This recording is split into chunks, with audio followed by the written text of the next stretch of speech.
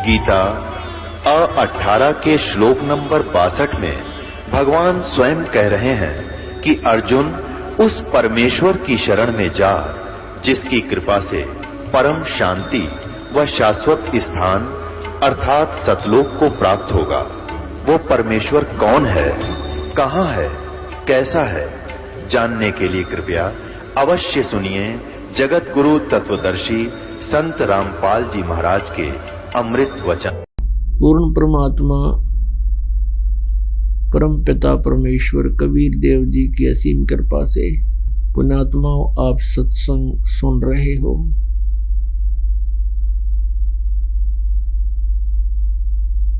और सत्संग में आने से प्राणी को इस मनुष्य जीवन के उद्देश्य का पता चलता है। परमेश्वर कबीर देव जी ने ही यहाँ सत्संग की व्यवस्था की है। सत्संग का अर्थ होता है जहां पर सत्य ज्ञान के प्रवचन किए जाए, आध्यात्मिक सत्य ज्ञान जिसको तत्व ज्ञान कहते हैं। परमेश्वर कबीर देव जी के अतिरिक्त तथा उन महापुरुषों के अतिरिक्त जिनको भगवान मिले थे स्वयं आकर के, किसी को भी सत्संग का ज्ञान नहीं, किसी के पास भी सत्संग नहीं। अपने आत्मा ये इतनी कड़वी सत्य है, इतना कड़वा सत्य है ये कि एक बार प्राणी इस बात से एकदम महसूस करता है कि क्या किसी को भी ज्ञान नहीं था, क्या किसी को भी ज्ञान नहीं था। ऋषि महर्षि हुए हैं जिन्होंने चारों वेदों को कंठस्थ याद कर रखा था, चतुर्वेदी कहलाते थे। क्या वे अज्ञानी थे? अब ये शब्द कह दे कि सचमुच वो वास्तव में अज्ञानी थे और इतना कह के छोड़ दिया जाए तो नहीं यकीन हो कि नहीं, ये बात समझ से बाहर की बात है। ऐसे ऐसे सतयुग में ऋषि महर्षि हुए हैं, चारों वेदों को कंठस्थ याद किए हुए थे। क्या उनको वेद ज्ञान नहीं था? नहीं था, नहीं था, नहीं था। पुण्यात्मा उनके साथ तो ऐसा बन गया कि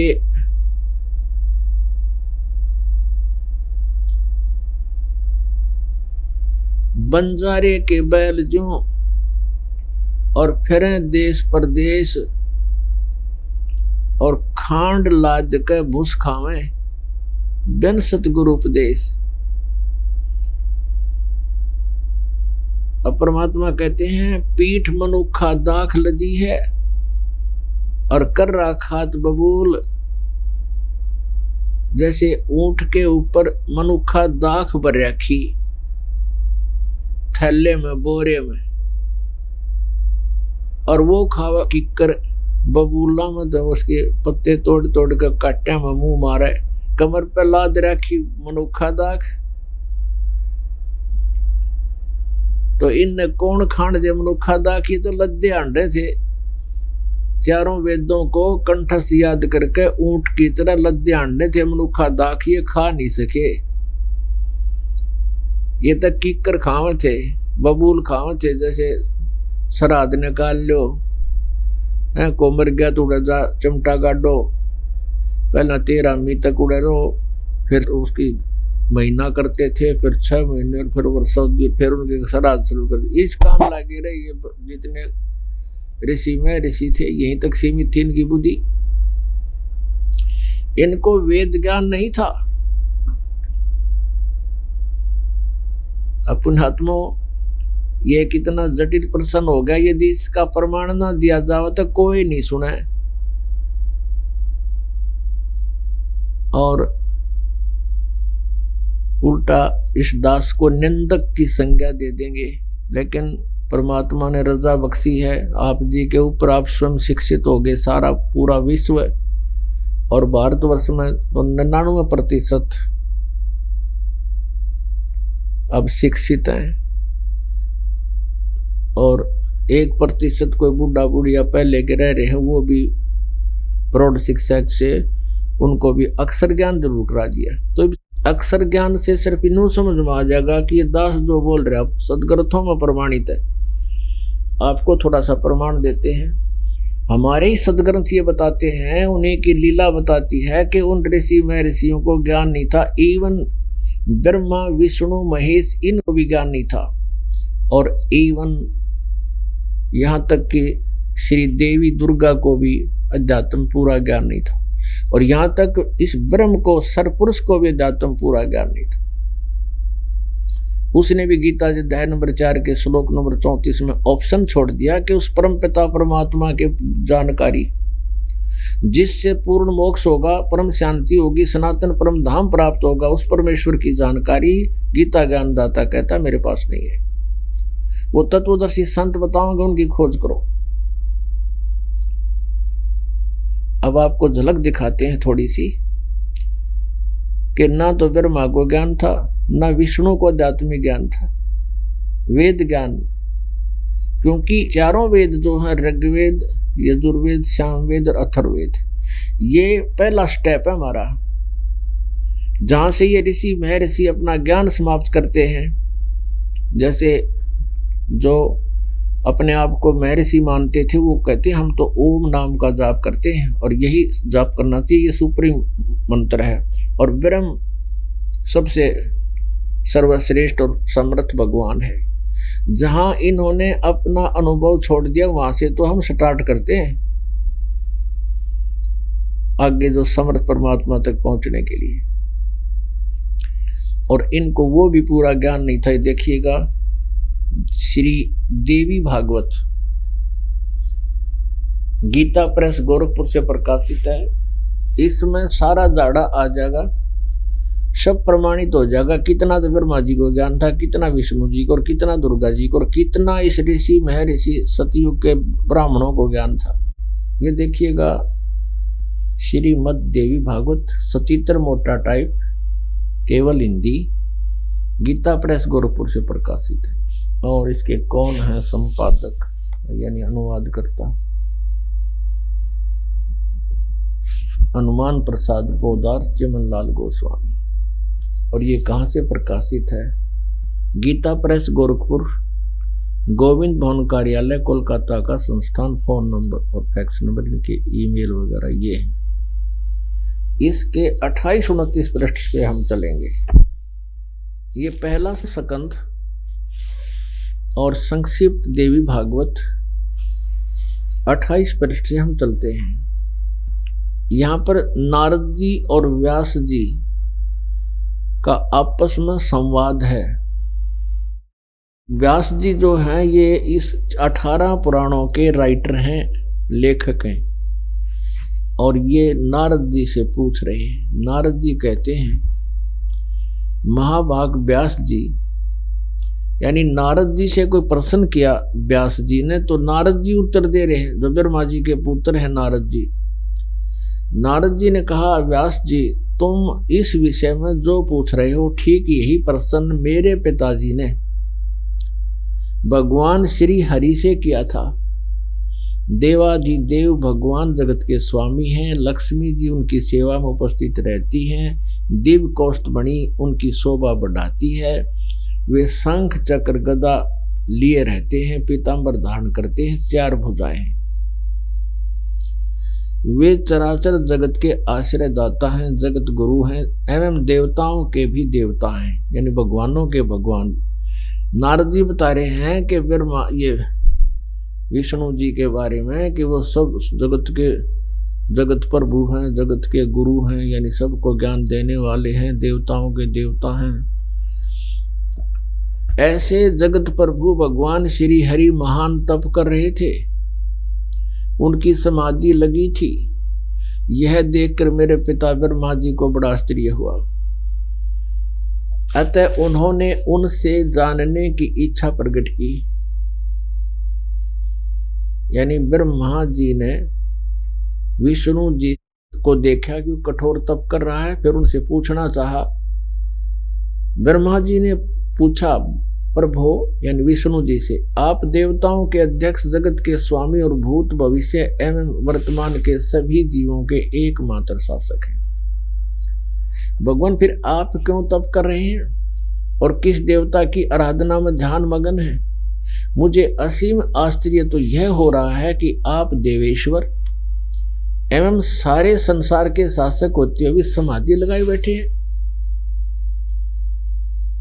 ब्रह्मा जी के विनीत वचन सुनकर भगवान श्री हरि यानी विष्णु जी ने फिर ये मंगल वचन कहे।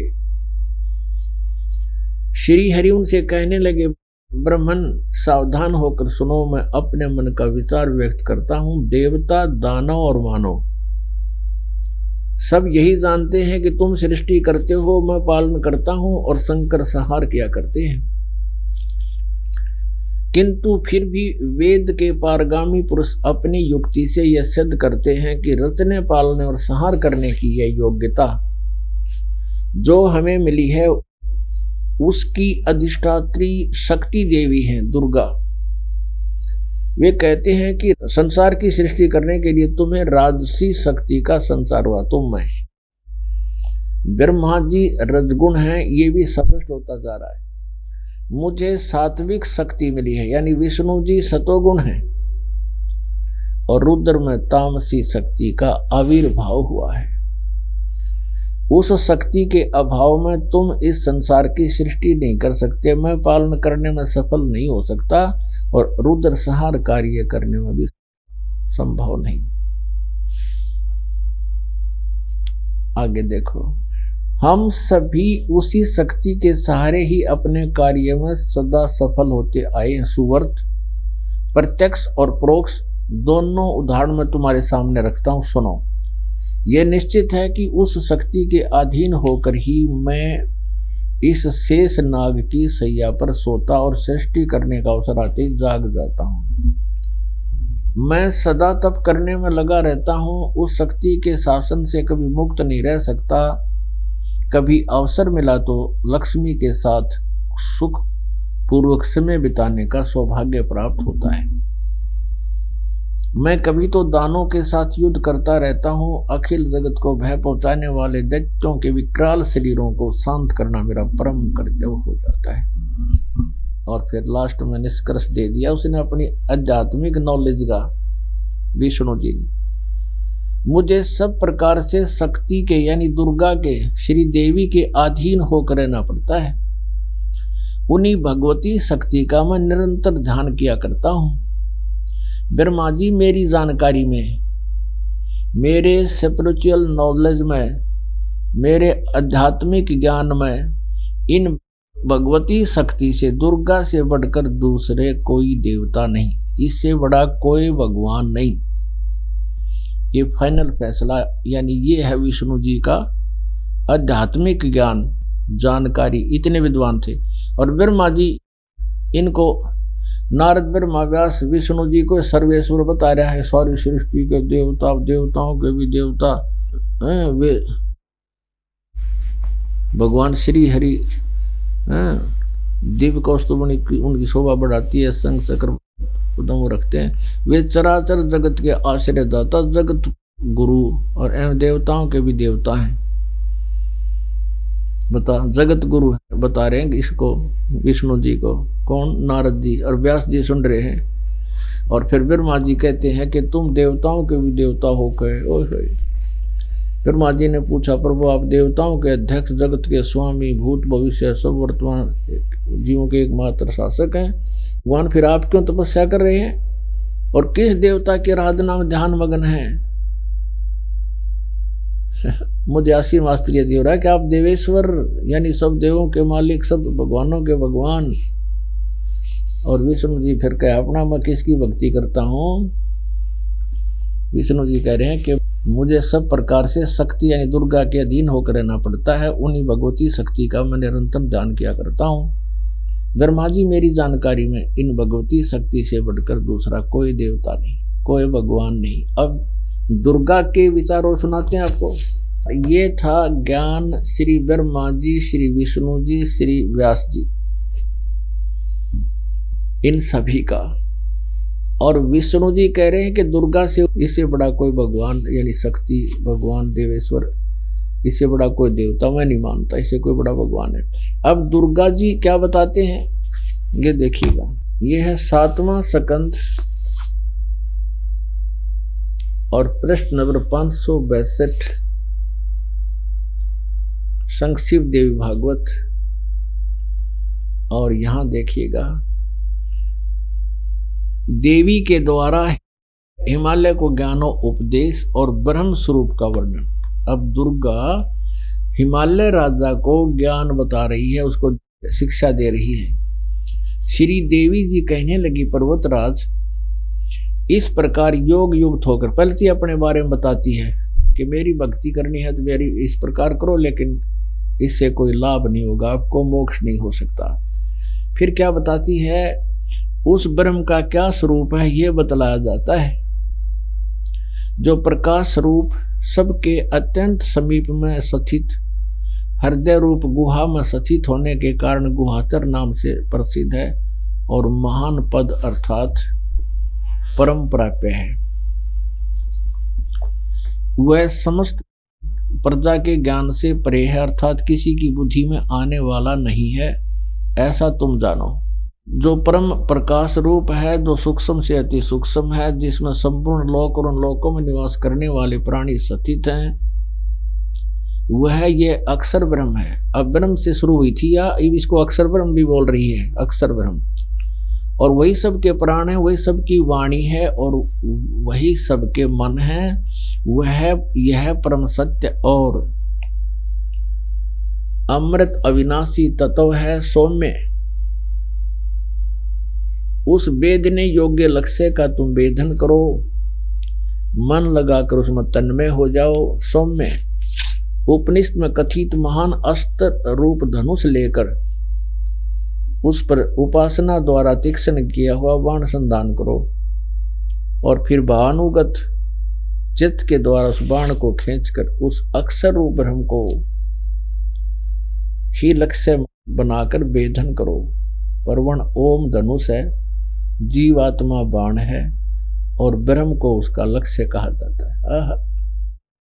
अब बता दिया कि ओम का जाप करो और ब्रह्म उपास्य इष्ट मानो और जीवात्मा जाप करे। यहां देखो, उस एकमात्र परमात्मा ही को जाने, दूसरी सब बातों को छोड़ दे। अब यहां फाइनल कर दिया दुर्गा जी ने कि मेरी पूजा और अन्य देवताओं की पूजा कति छोड़कर केवल एक उस ब्रह्म की पूजा करो। ब्रह्म की, उस एकमात्र परमात्मा को ही जाने, दूसरी सब बातों को छोड़ दे। यही अमृत रूप परमात्मा के पास पहुंचाने वाला पुल है। संसार समुद्र से पार होकर अमृत रूप परमात्मा को प्राप्त कराने का यही सुलभ साधन है।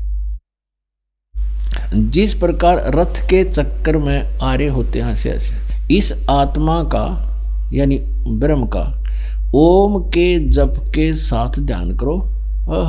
ओम मंत्र है उसका, और इससे अज्ञान में अंधकार से सर्वथा परे और संसार समुद्र से पार जो ब्रह्म है उसको पा जाओगे, तुम्हारा कल्याण हो। यानी ओम का जाप करो। राजा से बताया कि सब प्राणी, और फिर क्या बताया है कि वह ब्रह्म, ओम के जाप से क्या उपलब्धि होगी, वह यह सब का आत्मा ब्रह्म ब्रह्मलोक रूप दिव्य आकाश में स्थित है। वो ब्रह्मलोक में रहता है। ओम का जाप करने से ब्रह्मलोक प्राप्ति होती है। और वो कहाँ है ब्रह्म प्राप्ति होती है? ब्रह्म कहाँ रहता है? वो ब्रह्मलोक रूप दिव्य आकाश में स्थित है। पुण्यात्मा, अब आपको पता चल गया श्री ब्रह्मा जी, नारद जी, व्यास जी को कितना वेद ज्ञान है, जो विष्णु जी को सर्वेश्वर बता रहे हैं, और विष्णु जी को कितना ज्ञान है, ये दुर्गा जी को अंतिम फाइनल गॉड बता रहे हैं, कंप्लीट गॉड बता रहे हैं। अब दुर्गा क्या कह रही है कि ब्रह्म है पूज्य योग्य, ये अपने अपने नॉलेज से बता रहे हैं। अब दुर्गा जी कह रही है कि ब्रह्म की पूजा करो, ओम नाम का जाप है उसकी साधना का। ओम नाम का जाप करने से ब्रह्म को टारगेट इष्ट बना करके तो ब्रह्म लोक में चले जाओगे जहां वो रहता है। गीता जी क्या बताती है, क्योंकि श्रीमद् भगवत गीता इन चारों वेदों का सारांश है। ऋग्वेद, यजुर्वेद, सामवेद और अथर्ववेद, कोड वर्डों में, यानी बहुत संक्षिप्त में। तो उसी के आधार से बताया जा रहा है।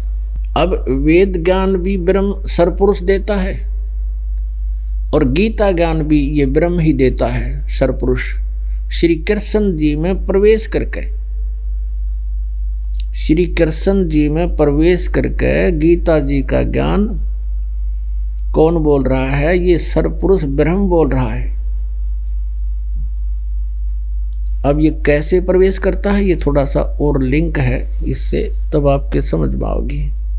ये कैसे प्रविष्ट होता है, श्री कृष्ण जी में कैसे प्रवेश हुआ, उसका उदाहरण देते हैं, देखिएगा। ये श्री विष्णु पुराण गीता प्रेस गोरखपुर से प्रकाशित है। अब इसका अंदर का पेज दिखाते हैं, सचित्र हिंदी अनुवाद सहित। इसके अनुवादक हैं मुनि लाल गुप्त। इसमें संस्कृत भी साथ है। इसके पृष्ठ नंबर 233 पर देखिएगा, चतुर्थ अंश और अध्याय 2, चतुर्थ अंश का अध्याय 2 और 233 पृष्ठ पे पूर्व काल में अध्याय 2 का ये 22वां श्लोक से प्रारंभ करते हैं। पूर्व काल में त्रेता युग में एक बार अति भीषण देव संग्राम हुआ देवताओं का और राक्षसों का, जिसमें महाबलवान दैत्यगण से पराजित हुए देवताओं ने भगवान विष्णु की आराधना की। अब ये काल कैसे छल करता है, जब भी कोई ऋषि महर्षि या कोई साधु संत साधना करते हैं भगवान ब्रह्म पूर्ण परमात्मा की, तो किसी को विष्णु रूप में दर्शन दे देता है, तो वो मान लेते हैं कि ये विष्णु जी जो सतोगुण है ये सुप्रीम पावर है। यहाँ ऐसा ही हुआ। तब आदि अनंत शून्य अशेष जगत प्रतिपालक श्री नारायण ने देवताओं से प्रसन्न होकर कहा, आप लोगों का जो कुछ भी अभिष्ट है वह मैंने जान लिया है, उसके विषय में यह बात सुनिए। यानी देवताओं ने कहा था कि राक्षसों ने हमें पराजित कर दिया है और हमारी रक्षा करो, हमें वापस हमारा राज्य दिलाओ। उसने कहा, भगवान ने कहा इस काल ने कि राजऋषि ससाद का जो पुरंजय नामक पुत्र है, उस अक्षत्रिय श्रेष्ठ के शरीर में मैं अंश मात्र से स्वयं अवतीर्ण होकर, यानी कुछ समय के लिए मैं उसके शरीर में प्रवेश करूंगा। किसके में? पुरंजय के शरीर में, और उन संपूर्ण दैत्यों का नाश करूंगा। अतः तुम लोग पुरंजय को दैत्यों के वध के लिए तैयार करो, यानी युद्ध में उसने खड़ा कर लो पुरंजय को, फिर मैं उसमें प्रवेश कर जाऊंगा। ये काल कहता है। ये विष्णु तो इसलिए कहते कि विष्णु रूप में प्रकट होगा उनके सामने, लेकिन वो अपने असली रूप में कभी किसी के समक्ष नहीं आता। उसने प्रतिज्ञा कर रखी है। गीता जी अध्याय नंबर 7 के श्लोक नंबर 24-25 में स्वयं कहता है कि मैं कभी अपनी किसी के सामने व्यक्त रूप में नहीं आता, व्यक्ति रूप में मैं छुपा रहता हूँ। अच्छा, तुम लोग पुरंजय को दैत्यों के वध के लिए तैयार करो। हो गया इससे स्पष्ट कि वो कैसे लीला करता है। पुण्यात्माओं, अब देखो चतुर्थ अंश ही अध्याय नंबर 3 देखो, ये है चतुर्थ अंश। ये पृष्ठ नंबर 243, वो 233 था। और अध्याय नंबर 3 का यह देखना, श्लोक नंबर 4 से शुरू करते हैं। पूर्व काल में रसातल में मौने नामक 6 करोड़ गंधर्व रहते थे। गंधर्व, उन्होंने समस्त नागकुल के प्रधान रतन और अधिकार छीन लिए थे। गंधर्वों के पराक्रम से अपमानित उन नागेश्वरों द्वारा स्तुति किए जाने पर उसके श्रवण करने से जिनकी विकसित कमल सदृश आंखें खुल गई हैं, निद्रा के अंत में जागे हुए उन जलसाई भगवान सर्वेश्वर को प्रणाम कर उनसे नागगण ने कहा। ये विष्णु समुद्र की उपासना कर रहे थे, वहां काल ने विष्णु रूप में दर्शन दे दिए। भगवान, इन गंधर्वों से उत्पन्न हुआ हमारा भय किस प्रकार अंत होगा? तब आदि अनंत रहित भगवान पुरुषोत्तम ने कहा, योनासव के पुत्र मानधाता का जो यह पुरुकुत्स नामक पुत्र है, योनासव का पुत्र था मानदाता, मानदाता का पुत्र था पुरुकुत्स। कहते उस पुरुकुत्स जो पुत्र है उसमें प्रविष्ट होकर मैं उसके अंदर बढ़ूंगा, भूत की तरह प्रविष्ट होकर मैं उन संपूर्ण दुष्ट गंधर्वों का नाश कर दूंगा। अपने आत्माओं, श्रीमद् भगवत गीता के ज्ञान को किस लिए दिया गया, किस समय दिया गया? जिस समय अर्जुन कौरव पांडवों की आमने सामने सेनाएं खड़ी होगी, युद्ध की तैयारी होगी, और अर्जुन देख रहा सामने वही सब रिश्तेदार, चाचे ताऊ भाई भतीजे रिश्तेदार आपस में खड़े, हम इनको मारेंगे और फिर काय का राज करेंगे। तो वो युद्ध नहीं करना चाहता था। भगवान श्री कृष्ण भी युद्ध कराना नहीं चाहते थे, क्योंकि वो पहले बहुत प्रयत्न कर चुके थे और युद्ध ना करने के कितने प्रिय थे। उन्होंने यहाँ तक फैसला दे दिया था कि एक तरफ मैं खड़ा होऊंगा, एक तरफ मेरी सेना होगी, और दोनों पक्षों को क्योंकि कह दिया था कि तुमने जो अच्छा लगे उसको ले लो, और यहाँ तक कह दिया था मैं हथियार भी नहीं उठाऊंगा। तो क्या श्री कृष्ण युद्ध करवाते और वो गीता का ऐसा ज्ञान देते जिससे नाश होना था? ये तो गीता का ज्ञान तो जो बोला वेद ज्ञान है। तो उस समय इस काल ने देखा कि युद्ध नहीं होगा, अर्जुन तो नाट गया, अर्जुन का युद्ध ना करना, युद्ध समाप्त। उसी समय ये काल जैसे इस पुरंजय और पुरकुत्स में प्रवेश हो गया, ऐसे प्रवेश कर गया श्री कृष्ण जी। अब श्री कृष्ण जी से अर्जुन पूछ रहा है, आप कौन हो महानुभाव? वो तो रिश्तेदार था, उसका साला था श्री कृष्ण, तो क्या उसने पहचाना नहीं था वो? क्योंकि उसने अपना असली रूप दिखाया वो था, वो काल उसके अंदर बाहर निकल कर दिखा उसको, और फिर वापस समा गया, फिर कृष्ण दिखा। तो गीता का ज्ञान ये काल दे रहा है, सरपुरुष दे रहा है। ये कहता 8वें अध्याय के 13वें श्लोक में, ओम इति एकाक्षरम ब्रह्म व्यवहार माम अनुसमरण ये परियाति तदन देहम स याति परमाम गतिम। मुझ ब्रह्म का एक ओम मंत्र है, और जो इसका अंतिम श्वास तक सिमरण करता हुआ जाता है वो ओम से मिलने वाली ब्रह्म गति प्राप्त करता है। ओम से परम गति कौन सी है? ब्रह्मलोक प्राप्ति होती है। 8वें अध्याय के 16वें श्लोक में गीता जी में कहा कि ब्रह्मलोक पर्यंत भी पुनरावृत्ति में वहां गए हुए प्राणी की फिर जन्म मृत्यु होती है।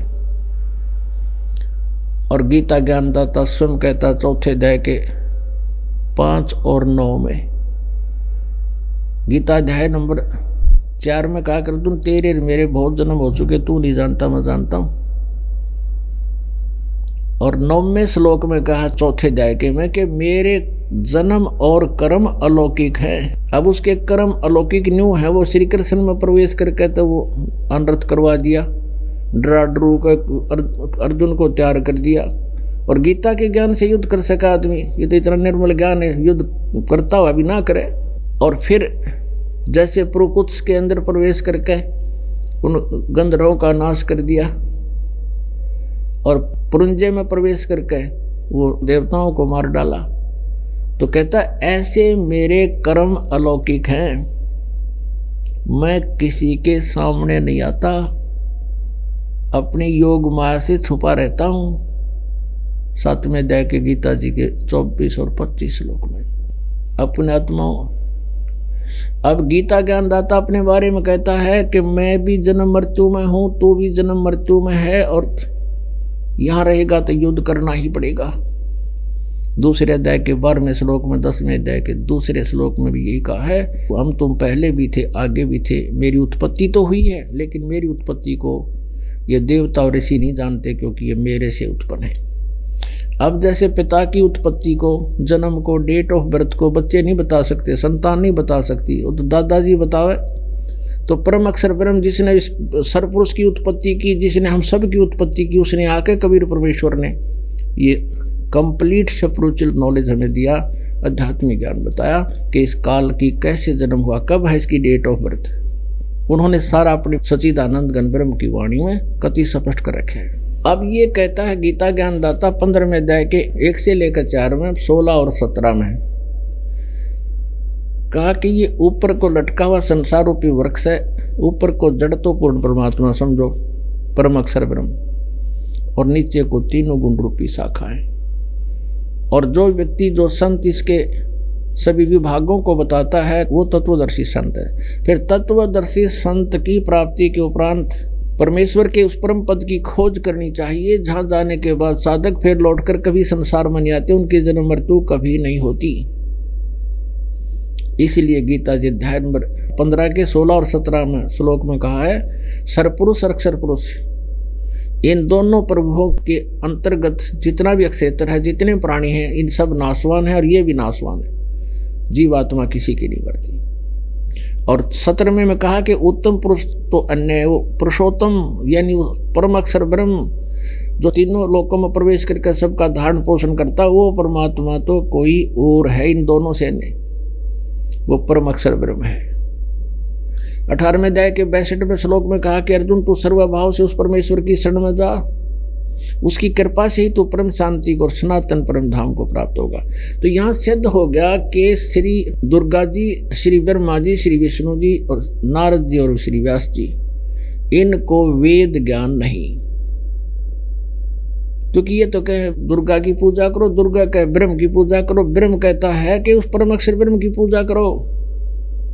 उसके बारे में चौथे अध्याय के 34वें श्लोक में कहा है कि उस परमात्म तत्व को जानने के लिए तत्वदर्शी संतों की खोज करो, फिर जैसा वो बताएं ऐसे करो। तो ये कंसेप्ट क्लियर हो गया कि ना तो कंप्लीट वेद ज्ञान ब्रह्म को, सरपुरुष को, ना ब्रह्मा विष्णु महेश को, न दुर्गा जी को, और ना अन्य नारद और व्यास को। अब सतयुग के ब्राह्मणों की ओर दिखाते हैं आपको। वो विद्वान बताएंगे कि सतयुग के ब्राह्मण और वो दुर्गा की पूजा करा करते, यही से वेद के विद्वान। ओहो, देखिए यही श्री देवी भागवत 6ठा स्कंद और 414 पृष्ठ। जन्मे जी ने पूछा, महाभाग किस युग में कैसा धर्म का स्वरूप है, इस संपूर्ण विषय को विशेष रूप से बताने की कृपा कीजिए। व्यास जी बोले, व्यास जी बता रहे हैं, राजन यह निश्चय है कि सतयुग में ब्राह्मण वेद के पूर्ण विद्वान थे और उनके द्वारा निरंतर भगवती जगदम्बा की आराधना होती थी और भगवती का दर्शन करने के लिए उनका मन सदा ललायित रहता था। प्रत्येक गांव में शक्ति मंदिर का उद्घाटन हो, दुर्गा का मंदिर बने, इस विषय की उनके मन में बड़ी उत्सुकता रहती थी। अब ये सतयुग से प्रयत्नशील है, ये नकली ब्राह्मण गांव गांव में मंदिरों के लठी नन गढ़वा रखे। ये बताओ, वेद के विद्वान थे सतयुग के ब्राह्मण, पूर्ण विद्वान थे और दुर्गा की पूजा करते थे। ये टट्टू विद्वान थे वेद के। है कहीं वेद के अंदर दुर्गा की पूजा का कहीं पर भी जिक्र? और देखो इसी में थोड़ी सी रह गया, ये तो सतयुग के ब्राह्मण बताए। अब देखो यहाँ तक तो ये सतयुग के ब्राह्मणों को बताया कि ये बड़े वेद के पूर्ण विद्वान थे, दुर्गा की पूजा करते थे। अब कलियुग के ब्राह्मणों को क्या संज्ञा दी है? धर्म की यह सतीथि त्रेता में भी रही, परंतु कुछ ह्रास हो गया था। सतयुग की जो सतीथि थी वह द्वापर में विशेष रूप से कम हो गई थी। राजन, उन प्राचीन युगों में जो राक्षस समझे जाते थे वे कलियुग के ब्राह्मण हैं। अब ये कलियुग वाला का देख लो, ये संज्ञा, ये उपमा दे रखी है शास्त्र में, क्योंकि अब के ब्राह्मण प्राय पाखंड करने में तत्पर रहते हैं, दूसरों को ठगना, झूठ बोलना और वैदिक धर्म कर्म से अलग रहना कलियुगी ब्राह्मणों का स्वाभाविक गुण बन गया है। पुण्यात्माओं, दास के ने जो प्रथम शब्द, पहली बार जो शब्द बोले थे कि आज तक परमेश्वर कबीर देव जी ने जो आकर ज्ञान दिया, तत्व ज्ञान, और उनसे परिचित महापुरुषों को छोड़कर वो चंद महापुरुष हैं जो दास के नॉलेज में हैं। आदरणीय धर्मदास साहिब जी, आदरणीय मुलुकदास साहिब जी, आदरणीय नानक साहिब जी, आदरणीय दादू साहिब जी, आदरणीय गरीबदास साहिब जी, गांव छुड़ानी, जिला झज्जर, हरियाणा वाले, आदरणीय घीसा साहिब जी, गांव खेकड़ा और जिला मेरठ, यूपी वाले, इन महापुरुषों को परमात्मा मिले। इनके पास वही तत्व ज्ञान था जो परमेश्वर ने आके इनको बताया, इनके अंतःकरण में फीड किया। उसके अतिरिक्त सतयुग से लेकर आज तक के ब्राह्मण विद्वानों को, ऋषि महर्षियों को, ब्रह्मा विष्णु महेश को भी वेद ज्ञान नहीं था, आध्यात्मिक ज्ञान नहीं था। तो पहली बार जिसने सुना होगा वो एकदम कुनीन से कड़वा लगा होगा।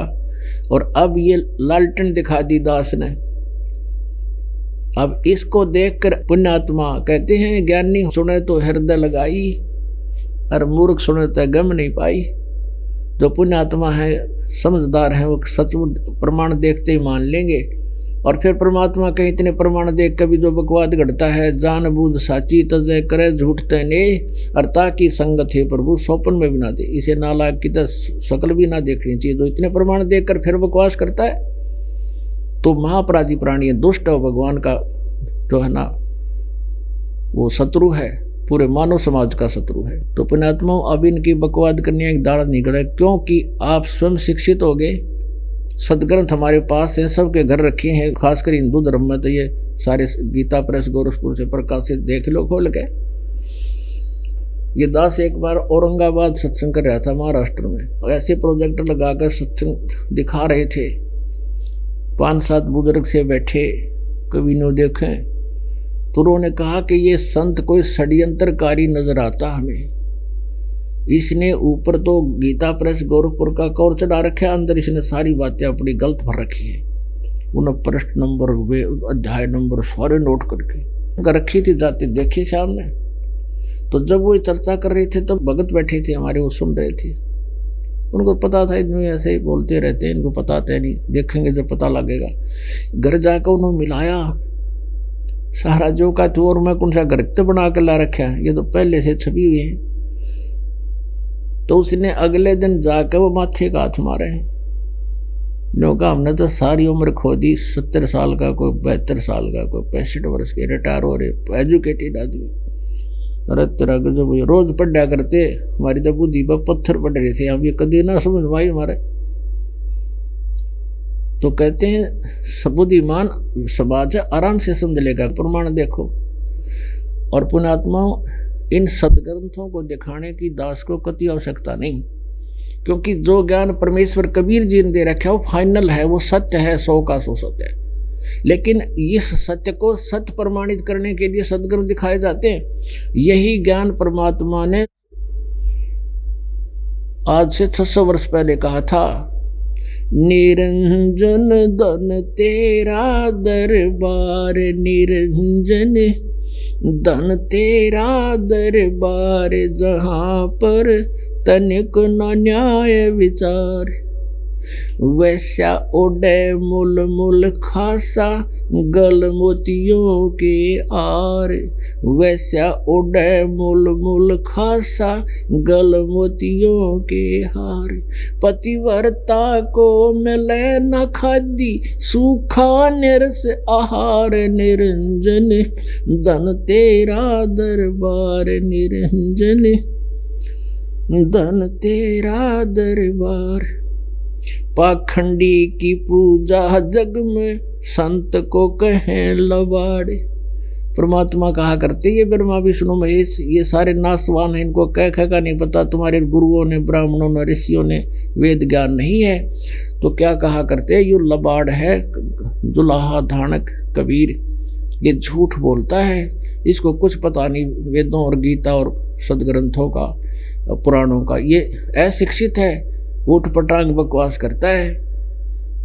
और वो मंडलेश्वर पाकरे जी ने कहेगा नहीं बेरा था, क्या कहते थे भगवान, पाखंडी की पूजा जुग में संत को कहें लबाड़े, पाखंडी की पूजा जुग में संत को कहें लबाड़े, अज्ञानी को परम विवेकी, ज्ञानी को मूड गंवार, निरंजन धन तेरा दरबार, निरंजन धन तेरा दरबार, जहाँ पर तनिक न न्याय विचार। कह कबीर सुनो भई साधो, यहाँ सब उल्टा व्यवहार। कह कबीर सुनो भई साधो, यहाँ सब उल्टा व्यवहार। सच्चे को तो ये झूठा बतावे, इन झूठों का एतबार। निरंजन धन तेरा दरबार, निरंजन धन तेरा दरबार। जहाँ पर तनिक न न्याय विचार। कह कबीर सुनो भई साधो, यहाँ सब उल्टा व्यवहार। सच्चे को तो ये झूठा बतावे, इन झूठों का एतबार। निरंजन धन तेरा दरबार, निरंजन धन तेरा दरबार। जहाँ पर तनिक न न्याय विचार। अब निरंजन कह रहे हैं परमात्मा, इस काल को तेरे 21 ब्रह्मांड में कितने भी सच्चाई नाम की चीज नहीं। यहाँ पाखंडिया की पूजा जग में, और संत ने कहे लबाड़। इन अज्ञानियों को तो वेद के महाविद्वान दोनों को दुर्गा की पूजा कर लो। वेद के विद्वान पूर्ण, सतयुग के ब्राह्मण, कलयुग आना का फिर दे रखा है यहाँ सारा निष्कर्ष ये के सांग से। वही काम इन करके दिखा जो परमात्मा ये सच्चाई बोला करते थे कबीर जी। काशी के ब्राह्मण परमात्मा के हाथ धो के पीछे पड़ गए थे, और उन्होंने ऐसे ऐसे जुल्म किए उस मालिक के साथ। वो तो समर्थ थे, वो उनका बिगाड़ के सकते थे, अपने कर्म फोड़ लिए उन्हें। तो राक्षस ही कर सकते हैं,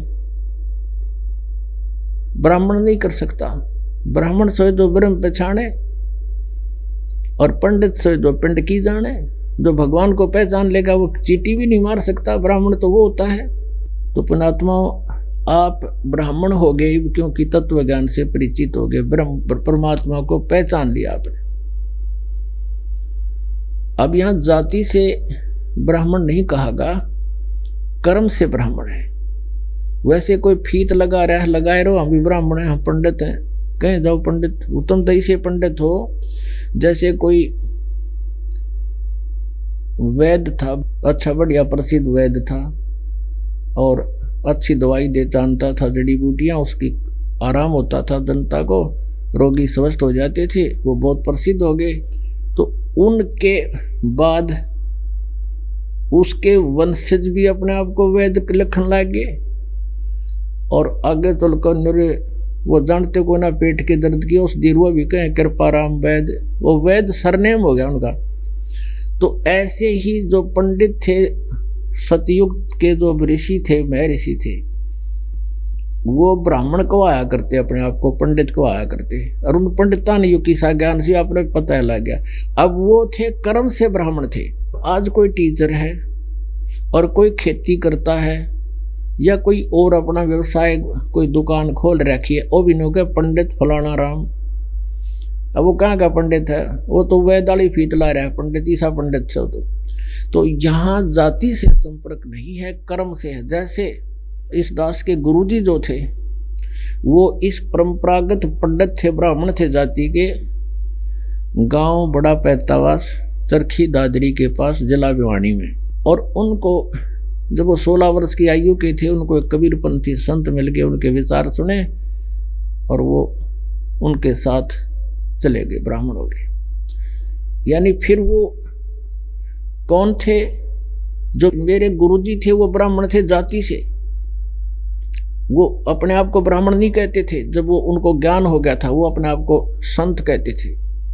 और मेरे दादा गुरुजी यानी गुरुजी के गुरुजी वो छावला गांव के जाट थे। छावला गांव के जाट थे दिल्ली में, नजफगढ़ से आगे गुड़गांव रोड के ऊपर छावला गांव है। वहाँ के वो किसान थे, जाट थे। और उनको एक संत मिल गए, कबीरपंथी गरीबदासी पंथ संत। वो उनके साथ वो भी ऐसे त्याग कर चले गए थे। अनमैरिड थे, छोटी आयु में 17-18 वर्ष की आयु। फिर उस संत ने उनको सोचा भी इसको शिक्षा देनी चाहिए, अच्छा माइंड था, समझदार थे, तो काशी विद्यापीठ में छोड़ दिया। तो काशी विद्यापीठ से वो मेरे दादा गुरुजी, उनका नाम तो कुछ और था, चिदानंद नाम था उनका, तो वो 4 विषय के आचार्य बन गए वहां से। तो उनको पंडित चिदानंद नाम से जाना जाता है, पंडित चिदानंद। और उनका खरखोदा के पास एक गोपालपुर गांव है, वहां हमारे दादा गुरुजी का आश्रम बना हुआ है।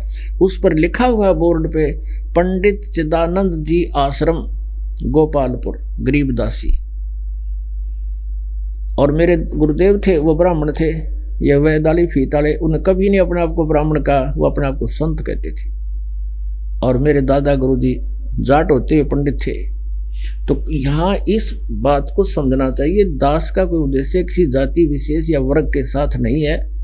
हमारा इस तत्व ज्ञान को ऊपर लाना है और समझना है भगवान को और समझाना है। अब परमात्मा क्या कहा करते हैं, इस काल को निरंजन कहते हैं कि तेरे 21 ब्रह्मांड में न्याय नाम की चीज नहीं। जो निरे निकम्मे काम करे वो औरत तो बड़े सुंदर बढ़िया आहार भी करे और सारे हार श्रृंगार यानी मोतियों की हार पहन के और बहुत बढ़िया मुलमुल खासा पहन के और सारा दिन बकवाद करे, और एक पति भरता को मिले ना खादी और सूखा निरस आहार निरंजन धन तेरा दरबार। यहाँ देख लो, जिन्होंने जितनी बकवाद करी उन्हें खूब ठाठ हुए। राजा हरिश्चंद्र जी था, सत के ऊपर था, उसका राज भी छुड़वा दिया इन दुष्टान गेल लाग के और बिरानवाटी कर दी उस महापुरुष की। तो यहाँ कहते हैं तनिक नहीं न्याय विचार। और फिर क्या बताते हैं, कह कबीर सुनो भी साधो, यहाँ सब उल्टा व्यवहार। ये सच्चे ने तो झूठा बताओ, इन झूठा का एतबार जी ने कहेगा भी नहीं पता। तो क्या कहा भगवान ने, गुरु बिन काहू न पाया ज्ञाना, जो थो था भूस छड़े मूड किसाना।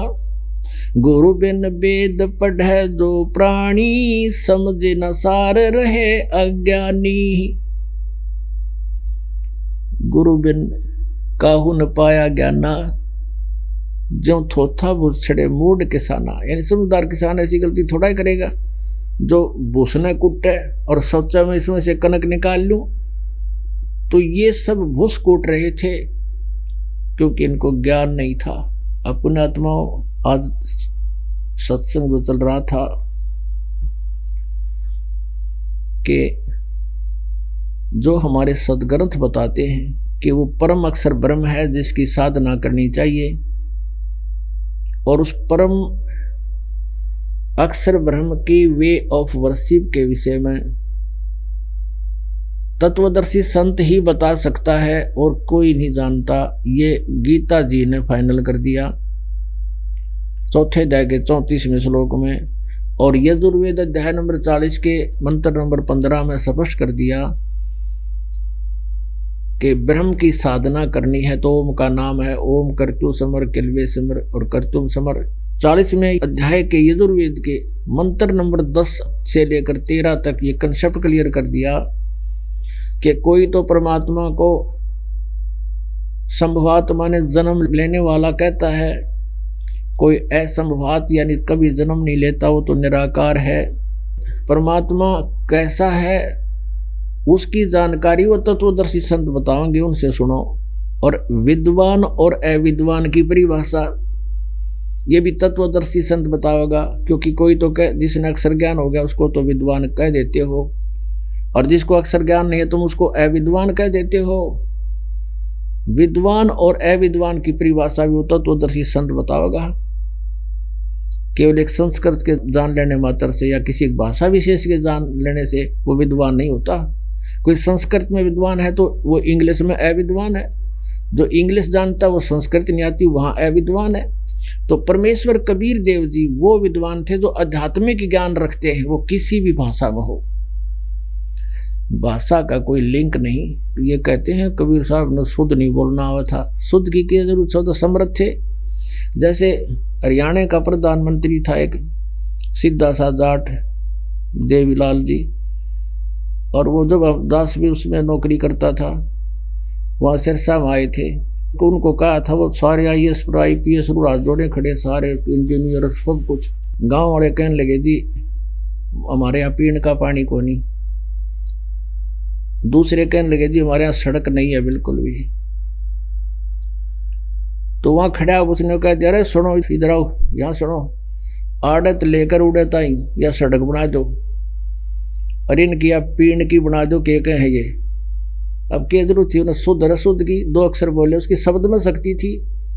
कहने की देर थी, जब वह नोट करने लग गए सारी शुद्ध बना ली उन्होंने, सारे एस्टिमेट तैयार करके तीसरे दिन माटी पड़ने लगी वहां पर। ये बोले जाओ इंग्लिश और शुद्ध जिसकी वचन में शक्ति नहीं है। तो पुण्यात्माओं ये समर्थ थे कबीर परमेश्वर, उन्होंने जो भी वचन कह जो फाइनल और कति सत्य है। अब प्रसंग चल रहा था कि जो परम अक्षर ब्रह्म है वो कौन है। जिनके सत्संग में आपको पता चला कि वो परम अक्षर ब्रह्म जिसको कहते हैं वो कबीर साहब है। एक तो सदग्रंथ हमारी थ्योरी बतावे, और फिर जिनने प्रैक्टिकल किया वो बतावे कि सचमुच ये भगवान ऐसे आता है, ऐसा करता है, ऐसी लीला करता है वो। अब ऋग्वेद मंडल नंबर 9 और सूक्त नंबर 86 के मंत्र 26 और 27 में, और ऋग्वेद मंडल नंबर 9 सूक्त नंबर 82 के मंत्र 1, 2, 3 में, ऋग्वेद मंडल नंबर 9 सूक्त 96 के मंत्र 16 से लेकर 20 तक, ऋग्वेद मंडल नंबर 9 सूक्त 1 के मंत्र 8 और 9 में, ऋग्वेद मंडल नंबर 9 सूक्त 20 मंत्र 1 में यह स्पष्ट कर रखा है वो कबीर नाम का परमात्मा वो समर्थ शक्ति है, और वो उस ऊपर तीसरे धाम मुक्ति धाम के तीसरे स्थान पर रहता है। मुक्ति धाम में रहता तीसरे लोक में, वहां से गति करके आता है, और अच्छी आत्माओं को, श्रेष्ठ आत्माओं को, जो दृढ़ भक्त है उनको मिलता है। ऐसी है किसी और भगवान की कोई लीला दिखा दो किसी के इतिहास समाज तक, श्री कृष्ण जी के में, श्री विष्णु जी के में, या और ब्रह्मा जी के में, या श्री रामचंद्र जी के में हो ऐसी की लीला हो जिनको हम भगवान मान रहे थे। उधर से हम सभी ये मानते हैं कि वेदों में जो लिखा वो सत्य है, तो वेदों में क्या लिखा यही तो हमारे तक नहीं पहुंच पाया। और परमात्मा ने जो वेदों में लिखा था, पुराणों में लिखा था, गीता जी में लिखा था, वो जो का तुम अपनी सिंपल लैंग्वेज में लिपिबद्ध करवाएगी, वो अपनी अमरवाणी में, कबीर वाणी में, गीता जी अध्याय नंबर 4 के श्लोक नंबर 32 में कहा कि जो ब्रह्मणे मुखे, जो सच्चिदानंद घन ब्रह्म ने अपने मुख से जो वाणी बोली है, उसमें इन आध्यात्मिक यज्ञों का यानी धार्मिक अनुष्ठानों का विस्तार के साथ विवरण है, और उसको जानकर तू सभी कर्मों से सर्वथा मुक्त हो जाएगा, तेरा फिर जन्म नहीं होगा। वो तत्व ज्ञान है, और उस तत्व ज्ञान को ना गीता ज्ञानदाता जानता, ना वेद ज्ञानदाता, ये ब्रह्म ही है, ना ये कहता है कि नहीं उसको तत्वदर्शी संत बताएंगे। तो परमेश्वर स्वयं ही तत्वदर्शी संत की भूमिका करने आता, वो तत्व ज्ञान बताता है। अब ये प्रमाण थोड़ा सा और दिखाते हैं। ये देखिएगा ऋग्वेद मंडल नंबर 9, ये 9-10 इकट्ठा इन्होंने चिलित किया है अनुवाद करके। ये कहाँ से छपा है? प्रकाशक है सार्वदेशिक कार्य प्रतिनिधि सभा, महर्षि दवान भवन, रामलीला मैदान, नई दिल्ली 2। कहाँ से छपा? वो ऊपर से प्रकाशक है, ये यहाँ से छपा है Prince offset printers, 1510 Pataudi house, Daryaganj, नई दिल्ली से। ऋग्वेद मंडल नंबर 9 सूक्त 86 इसके मंत्र नंबर ये 26 में इन्हीं का अनुवाद है। यज्ञ करने वाले यजमानों के लिए परमात्मा, यज्ञ माने धार्मिक अनुष्ठान यानी भक्ति करने वाले, यजमान माने भगत, भक्तों के लिए परमात्मा सब रास्तों को सुगम करता हुआ उनके विघ्नों को मर्दन करता है, और उनको पवित्र करता हुआ यानी उनके संकटों का नाश कर देता है परमात्मा, और उनको पवित्र करता है यानी पाप रहित करता, उनके पाप नाश कर देता है। और निर्निजम अपने रूप को, ये कई जगह लिखा है इन्होंने और भी श्लोकों में है। निर्निजम इसका अर्थ रूप होता है, कहीं पर और सैकड़ों जगह ये शब्द है, वहाँ कई जगह इन्होंने रूप ना लिख के अड़ंगा लिख दिया। तो यहाँ मालिक की दया होगी, सद्बुद्धि की उपकराई इनको ये सच्चाई लिख गए। अपने रूप को यानी साकार हुआ, सरल करता हुआ, जैसे आज आपने दिन में गरीबदास जी की वाणी सुना था कि तेज पूंज अन्य दे धर के ईश्वत हमको भेंट ही, हल्का तेज पुंज का शरीर करके आता हो परमात्मा, वह कांति में परमात्मा। इन्होंने कबीर का अर्थ सर्वज्ञ कर दिया। ये देखो यहाँ है कबीर, कबीर अत्यो, इसने अत्य तो अलग ले लिया, अत्यो तो यूं कर दिया और इसको अलग कर दिया, कबीर बना दिया इस अक्षर का कबीर। हम इसको कबीर बोलने लागे, कबीर हम कबीर कहते हैं वह को, तो कबीर देव कहने लगे हम इसको। इन्होंने इसका अर्थ कर दिया इस प्रकार लिख के कबीर, यो कबीर है, कबीर भी बोले जैसे पुनर् कहो चाहे पुनः कहो, कवि कहो चाहे कबीर कहो, इसका अर्थ कर दिया सर्वज्ञ। अब आपको दिखाते हैं इन्हीं के द्वारा यथार्थ अनुवाद कैसे करना चाहिए था। पुण्यात्माओं, ये वेदों को समझ नहीं सके, जहां इनका समझ में नहीं आया वहां इन्होंने अड़ंगा कर दिया, अनर्थ कर दिए। अब जैसे यजुर्वेद है, यजुर्वेद की महिमा कहीं पर गाई जा रही हो, लिख रखी हो कहीं पर, तो और उसमें यजु शब्द हो और यजु का अर्थ कर दिया जाए कि भक्ति योग्य साधनाएं, और ये लिखे नहीं कि ये यजुर्वेद के विषय में कहा जा रहा, तो उस यजुर्वेद को कैसे खोजोगे जिसके बारे में सारी महिमा भर रखी है। इसी प्रकार ये वेद कबीर देव, कबीर साहब की महिमा से परिपूर्ण है। परमेश्वर ने स्वयं कहा था कि वेद मेरा भेद है, मैं मिलो वेदन से नाही, और जौन वेद से मैं मिलूं वो वेद जानते नहीं। वेद, ये चारों वेद मेरा भेद है, मेरी जानकारी दे रहे हैं, लेकिन इन वेदों से मैं नहीं प्राप्त हो सकता, क्योंकि इनमें वे ऑफ वर्शिप नहीं है जिससे मैं मिलूं। और जिस वेद में सच्चिदानंद घनब्रह्म की वाणी में यानी स्वयं परमात्मा ने आकर सुख संवेद दिया, उसमें परमेश्वर के पाने के वो मंत्र हैं जो दास आपको अब दे रहा है। कहते वो चारों वेद जानते ना, जौन वेद से मैं मिलूं, यानी जिस वेद से, जिस ज्ञान से मैं मिलूं, ये चारों वेद जानते ना, उसमें वो है नहीं। तो अब यहाँ देखिएगा यजुर्वेद इन्हीं का अनुवाद। ये यजुर्वेद ये कहाँ से प्रकाशित है? सर्वदेशी कार्य प्रतिनिधि सभा 2/5 महर्षि दानंद भवन, रामलीला मैदान, नई दिल्ली से। और ये महर्षि दानंद सरस्वती के द्वारा इसकी अनुवाद किया है। अनुवादक है, लेखक नहीं है इसका वेदों का, केवल अनुवादक है। जैसे गीता जी के निरे अनुवादक है और लेखक व्यास जी हैं, वेदों का भी लेखक व्यास जी हैं। मुद्रक है Prince offset printer 1510 Pataudi house, Daryaganj, नई दिल्ली से। इसमें इनके 36 नंबर अध्याय में यजुर्वेद, इन वेदों का वर्णन है। ये देखिएगा 63वां अध्याय, 36वां अध्याय। इसके प्रथम मंत्र में लिखा है रचम वाचम परपदे मनो यजु, यजुर कहो चाहे यजु कहो, परपदे। अपने आत्मा इसका अनुवाद यहाँ किया इसने। यहाँ पर ये यजु शब्द है मूल पाठ में, यजु, यजुर कहो चाहे यजु कहो। तो अनुवाद करता है, क्योंकि ये महिमा यहाँ यजुर्वेद के विषय में चल रही है, तो यहाँ यजुर्वेद लिखना पड़ा। ये सिंपल इतना लिखा है मूल पाठ में, और फिर उसका अनुवाद करते समय अनुवादक सही अपनी निष्पक्ष अनुवाद करेगा, तो ये लिखना पड़ेगा यजुर्वेद। ये लिख दिया इसने बिल्कुल। हम इसको यजुर्वेद बोलते हैं, और यहाँ इसका यजुर्वेद ना लिख के यहाँ लिख देते यज्ञ स्तुतियाँ। यजुर्वेद ने किधर खोजा आदमी कि वो कहाँ किस जो ये गुण लिखे हैं उस कहाँ किस में है? यजुर्वेद स्तुतियाँ, ये करने योग्य साधनाएं, तो ये यजुर्वेद लिखना पड़ेगा इसने। ये ठीक किया यहाँ पर। इसी प्रकार जहाँ कबीर लिखा है वो कबीर देव लिखना पड़ेगा, क्योंकि वो कबीर साहब के बारे में जानकारी है, परमेश्वर के बारे में जानकारी है। उसका अर्थ कर दिया सर्वज्ञ। सर्वज्ञ कोई है कवि आज तक हुआ है? पुण्यात्माओं, यदि कहीं पर कवि की महिमा चल रही हो और वहाँ कवि का अर्थ कवि ही लिख दे, सर्वज्ञ नहीं लिख सकते उसका, वो कवि ही लिखना पड़ेगा।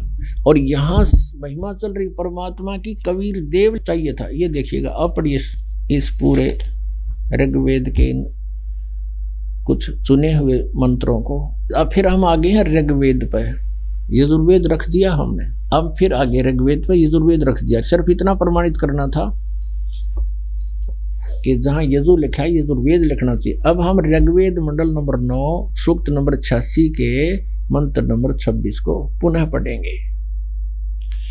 यज्ञ करने वाले यजमानों के लिए परमात्मा, यज्ञ माने धार्मिक अनुष्ठान, साधना, भक्ति, और यजमान साधक भक्तों के लिए परमात्मा सब रास्तों को सुगम करता हुआ उनके सब रास्तों को खोल देता है, उनके विघ्नों को मर्दन करता है, उनके सब संकटों का नाश कर देता है और उनको पवित्र करता है। पाप कटेर पवित्र हुआ और अपने रूप को सरल करता हुआ, क्योंकि परमात्मा का ओरिजिनल जो शरीर है, एक सतीथि में जो सतलोक में रहते हैं सथिरे, वो तो एक रोमकोक में करोड़ सूर्य मिला दे, करोड़ चंद्रमा, इतनी रोशनी है हम उसको देख नहीं सकते, हमारी आंखें बंद हो जाए, तो वो अपने रूप को सरल करता हुआ आए है अन्य रूप धारण करके वह कांति में परमात्मा कबीर देव, यहाँ लिखना था कबीर देव विद्युत के समान, हम उसको कबीर साहब कहते हैं, वो कबीर साहब विद्युत यानी आकाशीय बिजली के समान क्रीड़ा करता हुआ वर्णीय पुरुष को प्राप्त होता। वर्णीय माने नेक आत्मा को, अच्छी आत्मा को प्राप्त होता है।